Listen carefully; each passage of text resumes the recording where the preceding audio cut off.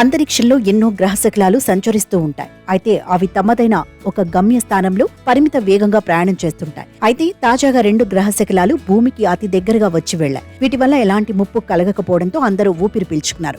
ఆదివారం అంతర్జాతీయ గ్రహశకల దినోత్సవం. సరిగ్గా అదే రోజు ఆకాశంలో కీలక పరిణామం చోటు చేసుకుంది. భారీ 2 గ్రహశకలాలు పుడమికి అతి సమీపంలోకి వచ్చి వెళ్లాయి. వీటి వల్ల ఎలాంటి ముప్పు కలగలేదు. ఇందులో ఒకదాని పేరు 2024 MK. ఈ గ్రహశకలం 3 లక్షల కిలోమీటర్ల దూరంలో ఉంది. భూమికి చంద్రుడికి మధ్య దూరంలో దాదాపు 77% సమానం. ఇండియన్ కాలమానం ప్రకారం జూన్ 29న రాత్రి సమయంలో ఈ పరిణామం చోటు చేసుకుంది. ఈ గ్రహశకలాన్ని ఒక మోస్తరు స్థాయి బైనాక్యులర్తో ప్రపంచంలోని పలు ప్రదేశాల్లో ఔత్సాహికులు వీక్షించారు.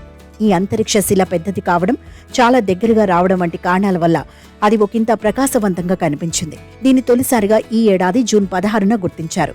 రెండోది 2011 UL-21. దీని వెడల్పు 2.3 కిలోమీటర్లు. భూమికి దగ్గరగా వచ్చిన దానిలో ఇది మరొకటి. 2011 UL-21 వెడల్పు 2.3 కిలోమీటర్లు. భూమికి సమీపంలోని 99% ఖగోళ వస్తువుల కన్నా ఇది పెద్దది.